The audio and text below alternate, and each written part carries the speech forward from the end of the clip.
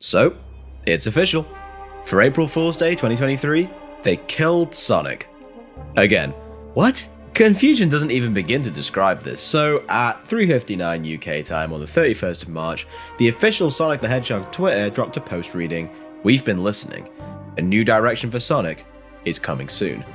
And a few hours later, they dropped a trailer for the murder of Sonic the Hedgehog. And they had me on the "he's dead" part of the trailer. I mean, that's the fucking Peter Griffin death position after falling down the stairs. That's amazing. What is happening here? So, the murder of Sonic the Hedgehog seems to have been created by the Sonic social team as a bit of an April Fool's joke, except unlike Big's Big Fishing Adventure 3, which never fully dropped, this is an actual game.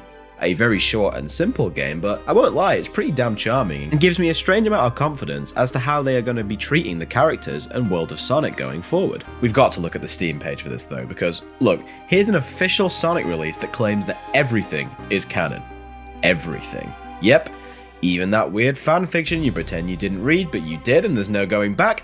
Anyway, it seems the team behind this one had fun making a short but mostly enjoyable point-and-click adventure, where you act on behalf of this average Joe who's starting a new job as train staff, where they are in charge of the microwave. Crucial stuff there. But like, no shitting you here, I think they struck gold with this character. They are a massive dork, and I love how they are just a regular person, well, animal, who is seeing the Sonic Squad from the outside perspective.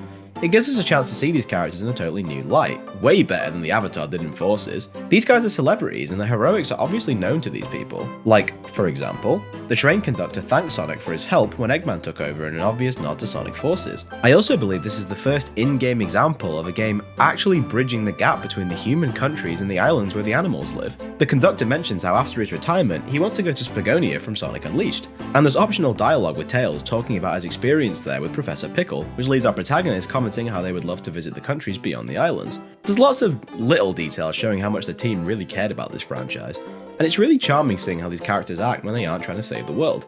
This is just them trying to relax and have fun, and the characterization is great. It fits the same vibe Frontiers gave off, and I appreciate the consistency showing that yes, these characters are all growing. I mean, if you miss Tails being independent, he's basically the main character of this game, acting as the detective for the murder mystery. Now, I know it might seem a little silly to say this, but since this game is brand new and free, if you don't want the mystery of Sonic's murder spoiled for you, then stop watching now. Maybe go play the game and come back. It's only about an hour and a half long if you're taking your time. So, without further ado, as mentioned, we sort of step into the shoes of a new staff member aboard this train, called the Dream Express. We can name them whoever we want, and their gender is never stated, so you can really just imagine this person to be whoever you want it to be. And who is the perfect person to assist with discovering Sonic's murderer? Mario, of course, let's go! After being inducted on the train by the conductor, who is retiring at the end of the day, Mario here meets Sonic and crew who are celebrating Amy's birthday with a murder mystery event.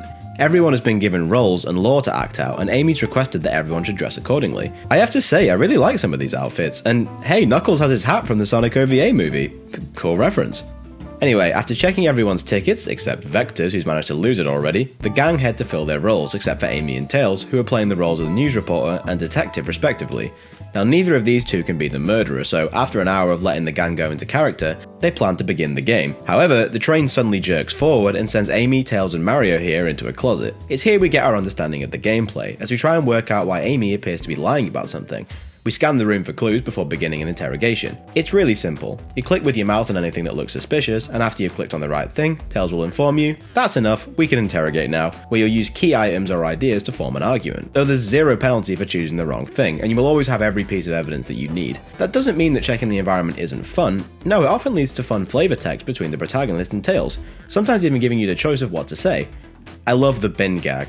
Every room has a bin, and if you keep checking them, the protagonist continues to say, "There's always something in the bin," to which there isn't, causing Tails to lose his patience with the idea. But I just love the insistence to check, and eventually, there ends up being crucial evidence in the bin, leading to your protagonist refusing to check the bin after that one, as to end on a high note. Anyway, when you present evidence, those who you're interrogating will normally try and deny the claims, meaning you'll have to really think about how to present your arguments. Tails tells you to always ask yourself, what would Sonic do? Which leads into the other bit of gameplay we got here, these borderline intrusive special stage-like challenges.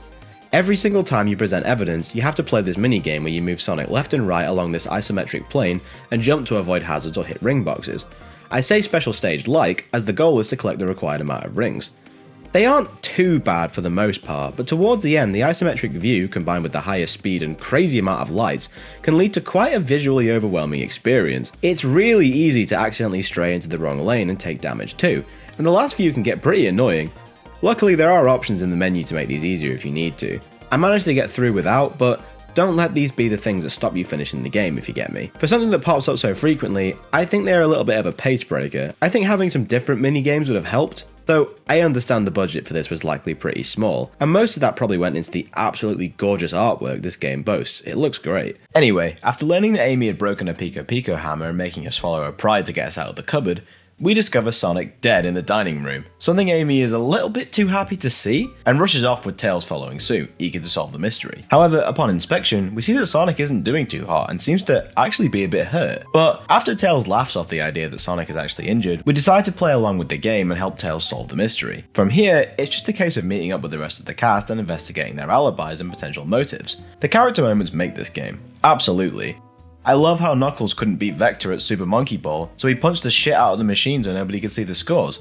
And to make things better, when Tails fixes the machine, we see that Shadow has also played, done badly, and saved himself as the ultimate life form. Talk about an ego. But there are plenty of great character moments, and I don't want to spoil them all, as it's a lot of fun seeing what the characters will say to each other, or how they will react to you, an outsider. Again, using Knuckles as an example, if you beg him not to fight you, he will tell Tails that he wouldn't ever hurt him. But us?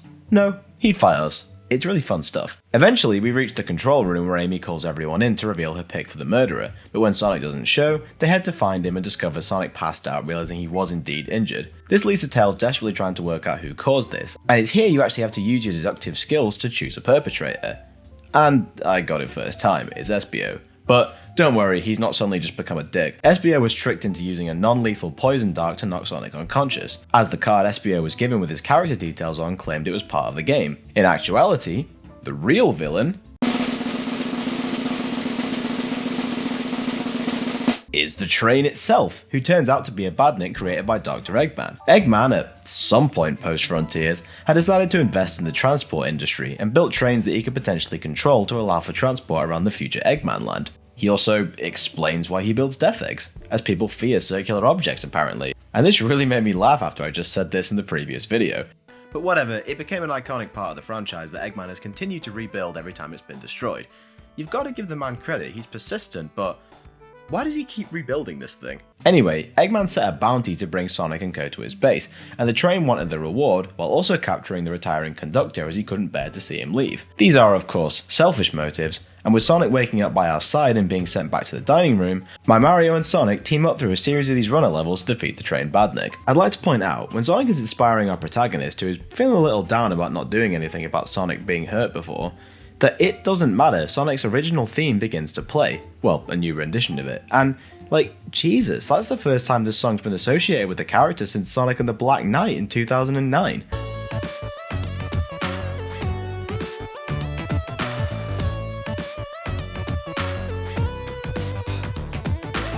So, Sonic is able to stop the train and SBO makes up for his mistakes by freeing the Flicky inside. Everyone departs and celebrates Amy's birthday with a cake, while Eggman sits with his ever-growing family of robots reeling each failed, yet again. You know what? This was really fun. The game's simple and short as hell, but it was an April Fool's release and it's super charming. I love the characterization, I love the vibe, can I mention how much I love the artwork again? There may not be much incentive to replay this, and the Sonic gameplay is a little weird, but it's free. And for free? This is genuinely worth checking out, if only to show Sonic Team and Sega that you can use all of Sonic's friends well. The murder of Sonic the Hedgehog was clearly made with a lot of love and passion. It even has a pretty soothing soundtrack to enjoy, so like, if you're a Sonic fan, get it on Steam. You can play it on Windows and Mac, and it's enjoyable. What a pleasant surprise. So, yeah, sorry for that little sidetrack. I just wanted to make a video on this while it was current, but yeah, next time we return to Sonic, it'll be with those spin-offs that I promised. But for next time, we'll be seeing a whole lot more murders. I'll elaborate on that further. I'll see you then.